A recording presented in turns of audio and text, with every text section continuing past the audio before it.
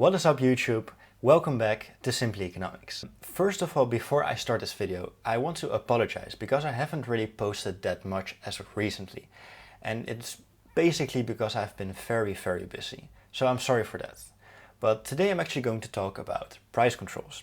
First I'm going to discuss, well, basically what they are. Then I'm going to discuss what they mean for people like you and me.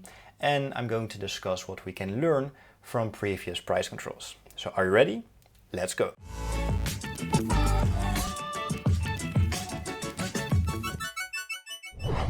So let's just dive straight in. What is a price control? A price control is basically a floor or a ceiling on the price of a certain product.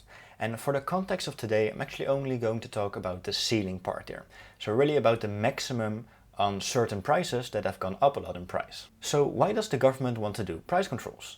Well, the goal of the government is basically to make life more affordable for people in the short run, even though it has a lot of disadvantages, not only in the short run, but also in the long run. And I'm actually going to talk about this later on in the video. Now, you can actually very easily graph what happens with prices when you put a cap on them. So let's now first discuss our basic supply and demand curve. If we look at this graph, we see our supply and our demand. Now we have equilibrium in price and we have an equilibrium in the quantity, right? This is just basic supply and demand, basic economics 101. So what now happens when the government introduces a price control? Well, I've introduced this with the maximum price, which is basically this red horizontal line that you can see in the graph. And what this does is, well, it basically says that prices cannot go above the red line. And as you can see, there's just not one equilibrium anymore, there are actually two equilibria, right? The red line crosses the demand and the supply curve at two different points. And as we can now see, we actually see that there's excess demand because we now have Q2 and Q1 and not just one quantity that is in equilibrium. And basically the intuition behind this is that, of course, consumers, they like lower prices, which means that there's a lot more quantity demanded. But producers, they actually don't like this, right? Producers want to sell at the highest price possible, but they can't because there is a maximum price, which means they will supply less, and this causes an imbalance in the economy. And this now causes excess demand. And this is basically the mechanism behind price controls. Now, we have actually seen lots of price controls in the past. For example, during World War I and during World War II. And as an example, Teddy Roosevelt, during the Great Depression, he actually burned crops just to raise the prices of those crops because there was a lot of deflation. Now, we actually also had price controls during the Korean War and during Nixon in the beginning of the 70s. I think this is the most famous example. But we all know what happened afterwards when those price controls got released. We had lots and lots of inflation for the entire decade. Now, let's look at a more recent example. The president of Hungary, which is President Orban, he actually implemented price controls, I think about a month ago. And he did it on certain products like flour that went up a lot in price. And the funny thing is that inflation in Hungary is actually around the same level as in the US. It's around 7%. But guess what? There are actually elections coming up in Hungary, and because, like I've said before, because price controls make life more affordable in the short term, President Orban will likely gather more votes, right? There's always a political motive behind it. But let's now move on to the US. Actually in November, the midterms are coming up, and I think the Democrats really have a problem here. First of all, the pandemic. Now, the pandemic was already happening under Trump, along with his restrictions, so you cannot really blame Biden for this. However, I do think that people have become more angry, they have become more frustrated, because we just get the feeling that it will never stop. And in addition to that, I think the measures also have become more extreme and more mandatory. So the longer the virus is around, the more frustration, the more anger gets built up, and it is very easy to throw these emotions at people like Biden. I mean, just look at his approval rating. But what's more, inflation is actually extremely high, and people are now finally admitting that it is not transitory. I think it's probably a good time to retire that word and try to explain more clearly what we mean. And it will stay at least elevated in 2022. Now, all of this doesn't really make Biden very favorable. He knows it, we know it, the numbers don't lie. So, Mr. Biden, don't you think it's finally time to do something about inflation? That's a great asset. More inflation. What a stupid son of a bitch.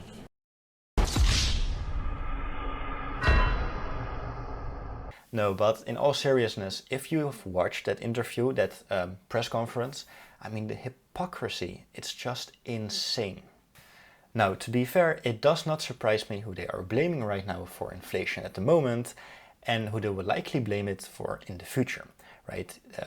You have these crazy examples. You have like, well, of course, the most logical one, you have COVID, and then you have supply chain bottlenecks, you have China, you have now Russia, OPEC is always a fantastic one, and maybe the one I like the most, it's with regards to these greedy corporations with their monopolies, right? Elizabeth Warren talks a lot about this. You have these greedy corporations with their monopolies, keeping the prices artificially high just to make an extra profit. Now, Elizabeth Warren, if you don't know who she is the senator of Massachusetts in the US. And I'm such a big fan of her. I mean, she's really my idol. No, I'm just kidding. But she was talking about these antitrust laws for grocery retailers. And I will quote her.